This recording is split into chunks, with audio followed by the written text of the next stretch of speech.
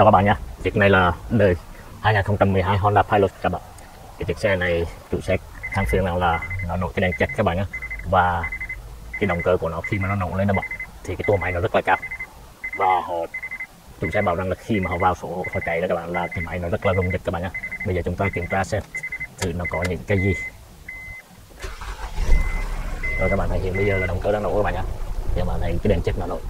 Và các bạn có thể nghe trong cái video là cái máy nó rất là rung giật các bạn nhé. Các bạn có thể nhìn trên cái tay lái nữa.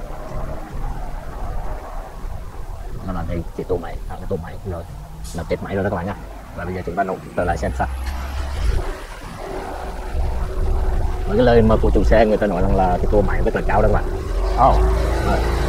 Bây giờ cái tua máy rất là cao đó các bạn, nó tự động lại thôi nhá. Và các bạn thấy hiện bây giờ là cái đèn check nó là chớp tắt như vậy đó các bạn. Rồi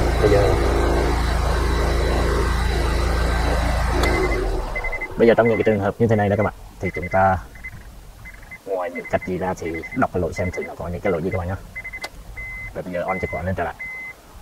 Và đồng thời chủ xe cho mình biết rằng là khi mà họ mang xe đến cho bạn thì họ đem theo cả cái giấy này các bạn nhé, là từ một cái nơi nào đó mà cái nơi đó là gọi là Fit Finder đó các bạn. Thì các bạn thấy như mình đã nói với các bạn vừa rồi là chiếc này 2012 Honda Pilot này các bạn. Thì các bạn thấy sau khi mà họ quét cái mã lỗi là họ gồm có là từ cái PCM các bạn, rồi cái hệ thống IDS và cái này là chỉ là thay dầu động cơ rồi thôi các bạn. Thì các bạn thấy chủ xe cho biết rằng là nơi này họ bảo rằng là trong cái trường hợp này đó các bạn thì họ nói rằng là thay những cái piston bạc đó các bạn. Mình không phải nói thay piston nhưng mà là cái bạc là ring đó các bạn, set tất nhiên là thay cái bộ xi măng mà bộ bạc của piston các bạn nhá. Thì cái đó thì ngang ngửa với là đài tu động cơ rồi các bạn, piston ring set này. Các bạn thấy nó bảo rằng là nó có cái lỗi là 301 là động cơ máy số 1 bỏ máy các bạn nhá. Và đằng sau này gồm có, các bạn xem trên phần này là có cả là máy số 2, số 3 bỏ máy các bạn, và hơn một máy bỏ máy tất nhiên là cái động cơ cái mã lỗi là P0300 các bạn nhá. Rồi bây giờ còn cái vấn đề bên này thì các bạn thấy nó nói bên cái hệ thống máy IDS các bạn thì có cái chữ PCM malfunction các bạn. Thì mình nên chú ý những cái điểm này xem nó có cái gì liên quan không các bạn nhá, để cho cái vấn đề mà cái máy nó rung giật như thế này. Và các bạn thấy sau khi mà kết nối cái máy đọc lỗi rồi đó các bạn thì bây giờ mình muốn đọc tất cả những cái module trong xe đó các bạn nhé, để xem nó có cái gì mà liên quan đến cái vấn đề động cơ nó nổ rung giật và báo bỏ máy như thế các bạn nhé. Bây giờ mình đọc vào là healthy report, có nghĩa rằng là nó sẽ đọc tất cả và lấy thời gian rất là lâu các bạn nhé. Mình sẽ quay lại sau khi nó đọc xong các bạn nhé. Các bạn thấy sau khi mà đọc mã lỗi xong rồi toàn bộ cả cái module đó các bạn thì các bạn thấy ở cái PCM là nó có là 01, 02, 03 bỏ máy nha các bạn. Rồi nó lặp lại một lần nữa là 01, 02, 03 và P300 các bạn. Thì các bạn thấy ở dưới cái ABS các bạn nhé, là đã có cái chữ PCM malfunction ở đây cũng này, trong power train system failure. Cũng có thể là do cái PCM nó bị hư hỏng một phần nào đó các bạn, thì nó tạo ra có thể rằng là bỏ máy 3 máy này các bạn nhé. Và bây giờ đây các bạn, mình muốn là xóa tất cả những cái lỗi này các bạn nhé, xem thử là những cái lỗi gì mà nó cho mình xóa, những cái lỗi gì nó không các bạn nhé. Tất nhiên là bỏ máy này mà khi mà chìa khóa không động cơ không nổ đó các bạn thì nó cho mình xóa ngay, nhưng mà phần mà PCM malfunction dưới này đó các bạn nó có cho mình xóa không các bạn nhé. Rồi bây giờ mình xóa hết tất cả. Tất nhiên là nó sẽ lấy thời gian nó đọc các bạn, mình sẽ quay trở lại. Các bạn thấy trong khi mà mình chờ đợi cái máy đọc lỗi nó xóa lỗi tất cả đó các bạn thì nó phải mất một ít thời gian các bạn nhé, vài phút gì đấy. Thì các bạn thấy ở phần khoang máy đó các bạn, bây giờ các bạn thấy trên những cái nắp mà bảo vệ như thế này, các bạn thấy hình như là không có một cái dấu tích gì mà của ai mà đồng tới đó các bạn nha. Các bạn thấy ví dụ như mà đồng tới là nó sẽ có những cái dấu như thế này. Đấy. Thì khi mà các bạn chẩn đoán chiếc xe đó các bạn thì những cái lời mà của người thợ khác họ nói cái gì thì mình thấy ở cái hiện trường nó như vậy, là có thể rằng là mình phán đoán rằng là họ đã làm gì, cái lời phán đoán của họ có đúng không các bạn nhé. Các bạn thấy hình như là không có một cái dấu tích gì luôn đó các bạn. Các bạn thấy tất cả các những cái cổ gió của đồ này là đều rất là sạch sẽ các bạn nhé. Ví dụ các bạn mà đồng tới như thế này thì nó có những cái vết như thế này nhé. Đấy, tất cả những cái vết này là mình tạo ra chứ không phải là một người thợ nào được các bạn nhé. Có nghĩa rằng là chiếc xe này có lẽ họ chỉ đọc lỗi cho các bạn và họ phán cho một cho chủ xe một câu là phải giống như là đại tu máy thay tất cả những cái tông bạc các bạn nhé, làm cho chủ xe là ăn không ngon ngủ không yên luôn đó các bạn. Các bạn thấy sau khi mà cái máy đọc lỗi nó xóa xong lỗi đó các bạn, thì tất cả các cái module là đều trở về cái hiện trạng là bình thường các bạn nhé, lỗi tất cả là đã được xóa. Bây giờ mình vào trong cái phần mà dữ liệu của PCM đó các bạn. Rồi các bạn này, khi mình xóa rồi mình đọc lại cái lỗi, tất nhiên là nó sẽ bảo rằng là không có nha các bạn, không có lỗi nữa các bạn nhé. Và bây giờ mình đọc cái phần dữ liệu mà bỏ máy xem. Và thấy ở đây nó nói là cái máy số 1 các bạn, số 2, số 3, số 1, và mình sẽ chọn tất cả là 6 máy các bạn nhé. Rồi các bạn thấy hiện bây giờ là chỉ chìa khóa on, chưa có nổ máy các bạn nhé. Bây giờ mình nổ máy lên để các bạn xem. Mình muốn để cái camera ngay trên đây để nó định ngay liền đây các bạn. Và bây giờ mình ra lại, mình vào thêm cái phần mà tua máy nữa các bạn nhé. Là vì cái chiếc xe này lúc nó nổ một hồi đó các bạn, là cái tua máy nó sẽ cao lên các bạn nha, như các bạn đã vừa rồi đã thấy. Rồi các bạn thấy cái tua máy nó nằm ở dưới cung đó các bạn, và bảo lỗi là máy số 1, số 2, số 3 liên tiếp trên đầu đó các bạn nhé. Bây giờ mình nổ cái máy các bạn xem nha. Fuck the motorcycle. Ok. Rồi các bạn thấy là máy số 1, số 2, số 3 nó bỏ máy liên tiếp luôn đó các bạn nhé. Và cái tua máy hiện bây giờ là có 400 máy đó các bạn, như vậy là quá thấp nha. Và hiện bây giờ nó ngưng điểm các bạn, bỏ máy nó ngưng điểm các bạn thấy. Các bạn có thể nghe cái tiếng máy nó nổ cơ lực. Các bạn nhìn thấy cái nắp. Rồi các bạn thấy tự nhiên cái tua máy nó vọt lên đó các bạn, nó điểm trở lại, nó vọt lên nha. Các bạn thấy cái hiện bây giờ cái đèn check nó vẫn chưa có nổ đó các bạn. Rồi tua máy nó sẽ cao lên vòng tua là 970 đó các bạn nhé.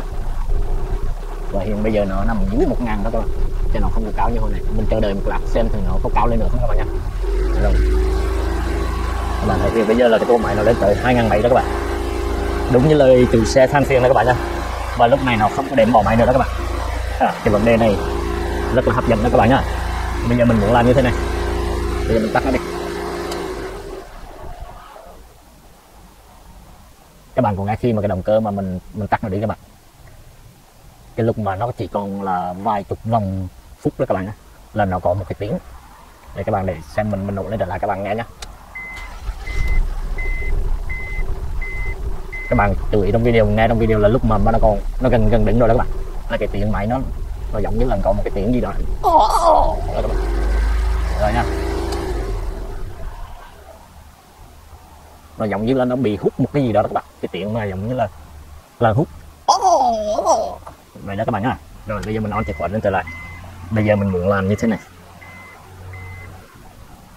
Rồi tất cả những cái mã lỗi nó là set trở lại đó các bạn. Không biết bên cái phần của cái ABS nó còn nổi mã lỗi lại không, cho mà bên PCM là nó nổi lại là 301, 302, 303 đó các bạn nhé. Thì bây giờ trước khi mà mình muốn,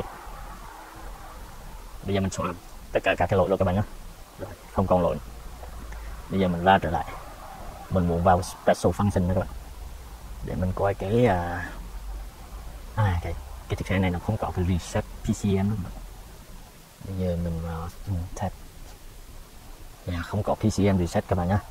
Để chiếc xe thế này mà nếu mình muốn reset các bạn, là chỉ bằng cách là mở các bình nó ra. Ở đây PCM reset các bạn nhé. Clean sure visit, bên reset các bạn nhé. Rồi bây giờ mình vào lại cái phần dữ liệu.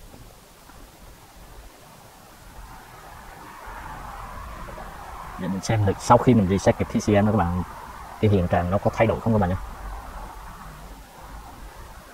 Mình ra lại những cái engine speed đó thôi các bạn. Rồi bây giờ mình nổ máy lên lại nhé.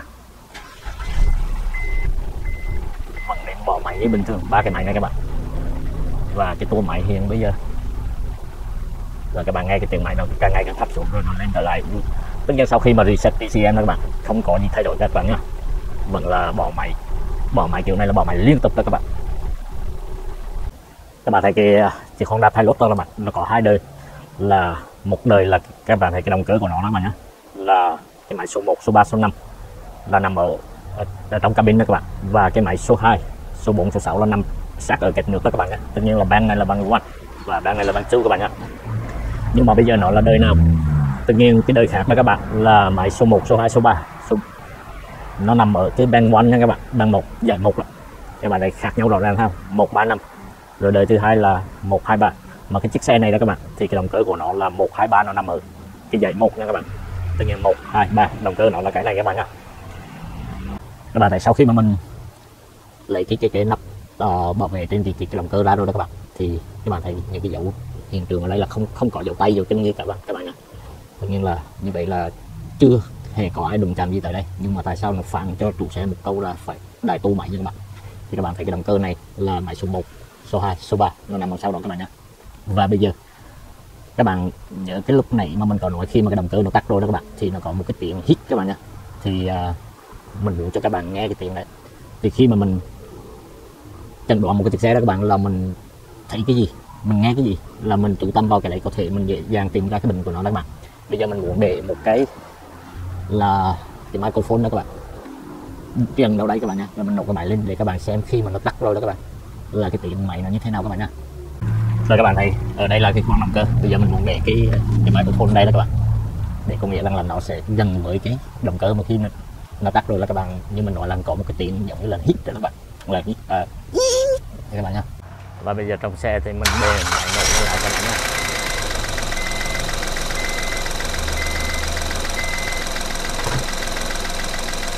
Và bây giờ các bạn có thể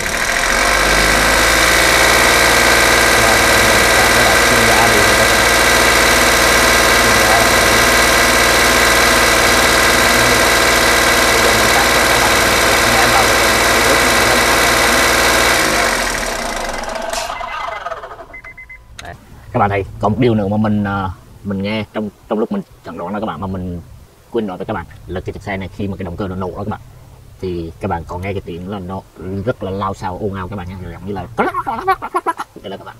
Thì cái tiếng đấy và cái tiếng khi mà cái động cơ nó tắt mà nó gần đứng lại là các bạn, là nó có một cái tiếng mà mình vừa nói với các bạn là nó có cái tiếng hít lên các bạn như thế. Thì theo mình là các bạn, thì mình có thể phán đoán rằng cái chiếc xe này nó đang bị cái lỗi bảo lọc đó các bạn nha. Cái bảo lọc của nó có thể là nghẹt, nó cứng ngắc rồi đó các bạn. Là vì sao mình nghiêng về cái bảo lọc nó bị nghẹt, là vì các bạn thấy cái máy động cơ này, máy số 1, số 2, số 3 nó nằm đằng sau đó các bạn. Tự nhiên bỏ máy nguyên một cái băng đằng sau đó. Và cái lý do thứ hai nữa là khi nó gần đứng cái máy đó các bạn, khi động cơ mà nó tắt rồi nó gần đứng là nó có một cái tiếng hít, và khi nó nổ nó có cái tiếng lao xao đó các bạn. Cái tiếng lao xao róc rách vậy là cái hiện tượng mà của cái bảo lọc nó bị nghẹt đó các bạn nha. Thì các bạn thấy cái bảo lọc mà của cái băng số 2 là cái dãy số 2 đó các bạn thấy dưới đây nó có một cái con cảm biến oxy các bạn nha. Các bạn có thể nhìn thấy ở cái tay mình này, đây cái dãy này là con cảm biến oxy các bạn nhé. Và cái băng ở đằng sau, cái dãy đằng sau đó các bạn, thì cái con cảm biến oxy nó nằm ngay gần chỗ này thôi các bạn nha. Thì khi mình nghiêng về cái vấn đề mà đa nghi thì cái bảo lọc nó bị nghẹt đó các bạn, là nó có 3 cái lý do. Bây giờ mình tiến hành mình kiểm tra cái bảo lọc xem nó có bị nghẹt không nha các bạn, bằng cách là mình tháo cái con mà cảm biến oxy các bạn để cho nó trống cái lỗ ra như vậy. Nhưng các bạn nên nhớ rằng cái việc đó mà khi mà các bạn tháo con cảm biến oxy mà các bạn nổ máy lên là cẩn thận những cái gì mà bằng nhựa trên cái đường mà cái lỗ cảm biến oxy mà khi nổ máy nó đầy cái khói ra ở đấy các bạn nha. Nó rất là nóng đó các bạn chỉ được nổ một chút xíu thôi nha, rồi tắt ngay. Không là những cái gì bằng nhựa, những ống nhựa này làm chạy hết đó các bạn nha. Nó rất là nóng. Nếu các bạn mà vô tình không biết, các bạn để nổ nó lên thật là lâu hoặc là chạy xe thử đó các bạn, thì cái hơi nóng đó nó sẽ đốt tất cả những cái gì mà bằng cao su, bằng nhựa trên cái đường nó đi các bạn nha. Rồi đấy các bạn, mình đã có cái con cảm biến oxy được mở ra ngoài rồi các bạn nha, và cái jack cảm điện của nó còn găm vào trở lại như vậy cho nó các bạn nhé, chứ không là nó sẽ bạo lộ đó các bạn. Và bây giờ cái việc mà cái mục đích mà để mình lấy cái con oxy cảm biến oxy này ra đây các bạn, là để cho trước cái bảo lọc nó có một cái lỗ để nó thông cái hơi, và khi mà khí thải nó thải xả ra các bạn. Nhưng mà khi mà mình kiểm tra cái dữ liệu trên cái máy độc lộ đó các bạn, thì chỉ được nổ cái máy là trong vòng vài giây thôi nha các bạn. Là vì như mình đã nói rồi, khi máy nổ là cái hơi nó ra thẳng ngay như cái lỗ của con cảm biến oxy này rất là nóng đó các bạn. Nếu mà mình nổ quá lâu thì những cái ống này nó chảy đó các bạn nhá. Vào trong cái phần dữ liệu đó các bạn, trên máy đọc lỗi thì tất cả những cái mã lỗi mà của 3 cái máy bỏ máy đó các bạn, nó vẫn đang còn đó các bạn nhé. Bây giờ thì có thể là mình xóa nó đi. Thì có nhiều cái dòng xe mà các bạn thấy cái PCM mà nó thấy có lỗi đó các bạn, là nó vẫn bảo là bỏ máy bình thường các bạn nhé. Bây giờ mình ra lại cái phần dữ liệu mà ở cái phần mà động cơ bỏ máy đấy các bạn. Nhưng lần này mình không cần quay cái tua máy nữa các bạn nhé, bởi vì đường nào thì cái tua máy nó lúc nó nguội được các bạn, nó cũng vẫn rất là cao. Nhưng mà mình cũng xem thử xem cái tua máy nó có đều không các bạn nhé. Và cái tiếng máy bây giờ nó sẽ nổ rất là ồn các bạn nhé. Thì cái chuyện mà cái bô mà giống như cái bô mà nó bị bể vậy đó các bạn, người ta gọi là nẹt bô nẹt đó là các bạn nhé. Rồi engine speed mình sẽ trồng ra như vậy luôn các bạn nhé, đủ 6 máy và vòng tua của động cơ. Và bây giờ các bạn không cần nhìn trên đó là máy nó nổ các bạn nhé, nhìn ngay trên cái này mình nói rồi là chỉ được nổ vài giây thôi các bạn nhé. Bây giờ mình để cái động cơ xem rồi đây các bạn, nó vẫn bỏ máy như bình thường này. Nó vẫn bỏ máy như vậy đó các bạn, thì chứng tỏ là cái phán đoán của mình đã sai đấy các bạn, không phải là bị nghẹt bầu khí thải các bạn nha. Và mình cũng đã nghi rằng là vì khi mà mình hỏi thông tin là chủ xe đó các bạn, thì khi mà chủ xe đem xe tới đó các bạn, thì chủ xe họ chỉ bảo rằng là nó chỉ bị sáng nay thôi, chứ còn mà từ ngày hôm qua trở đi là nó rất là bình thường các bạn nhá. Sau khi mà tháo cái con cần biến oxy ra đó các bạn, rồi mình test thử là nó không phải bị nghẹt cái bầu lọc các bạn nhá. Thì bây giờ mình bước tiếp theo là mình sẽ kiểm tra điện cái mô bin mình gỡ ra mình để đó các bạn, rồi mình sẽ để nổ xem thử nó có lửa không các bạn nhé. Và mình đã chuẩn bị sẵn cái nút tự điện là cắm vào là đọc âm của bình điện nha các bạn. Và mình sẽ để nó đây và mình sẽ nổ máy và thử xem nó có lửa không các bạn nhé. Và sau khi mà nếu mà thử nó có lửa đó các bạn, là bước tiếp theo mình sẽ thử về cái kim phun xăng điện tử các bạn nha.